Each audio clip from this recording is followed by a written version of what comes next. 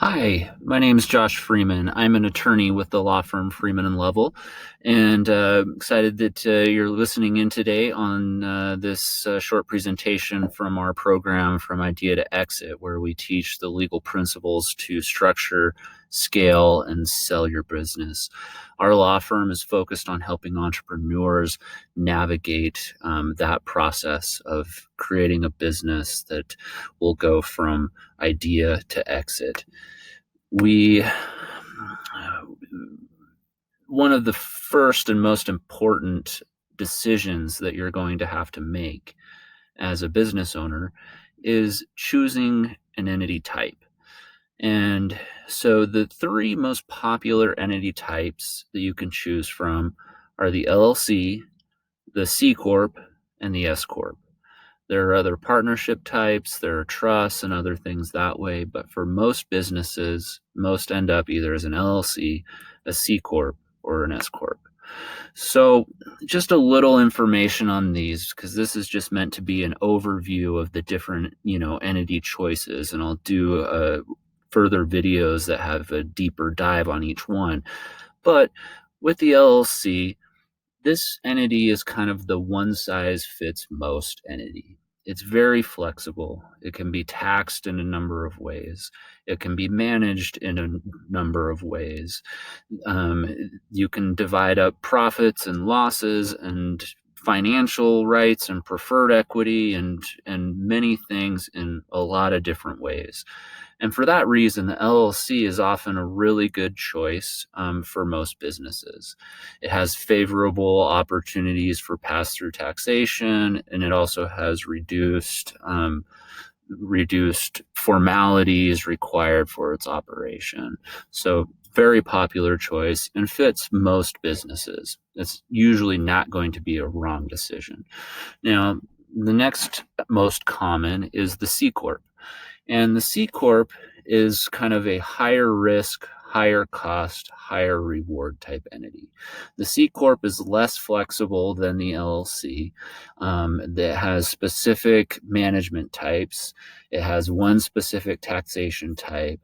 It has to have a board of directors, and depending on how many owners you have, the board may need to be one size or another. It has to have officers to run the business. You have to follow annual meetings and other formalities to maintain the liability protections that come with it. So the C Corp has, some less flexibility, but it's still very flexible in the types of equity you can offer. You can have option grants, you can have preferred shares, you can do a lot of things. And these entities are often used really well by companies that are looking to grow fast and ultimately have an IPO or a large exit, and require raising funds from institutional investors, large venture capital firms, private equity groups, etc. So those are used a lot there. The other time when C Corps are regularly used are when companies are trying to take advantage of the qualified small business stock exemption. And that provides an exemption on capital gains tax at exit if, up to certain amounts. And we'll discuss that further as we dive deep into the C Corp. And then the last entity type is the S Corp. So the S Corp is kind of a proceed with caution type entity. It's very inflexible as far as how it's taxed. It's very inflexible in the types of owners you can have. Only individuals can own S Corps, entities can't. You can only have one class of financial stock, so that means no preferred stock, no creativity when it comes to passing through, gains or losses in different ways to different owners. They're very difficult for restructuring and moving assets in and out of the business, especially when those assets appreciate or depreciate in value. So these entities really are only a good fit for a pure service business, professional practices, and those kinds of businesses. And the reason why people will choose this over an LLC is because there is an employment tax savings that can be had if you make the right amount of money and if you're structured properly. So it's something that requires a lot of conversation and discussion with tax professionals and legal professionals to make sure it fits right.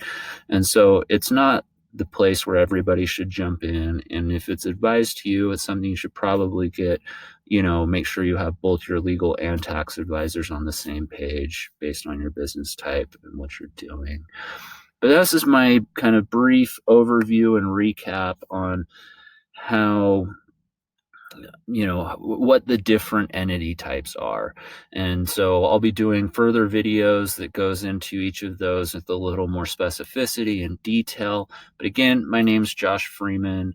I'm an attorney at Freeman Lovell, and thanks for listening, and good luck.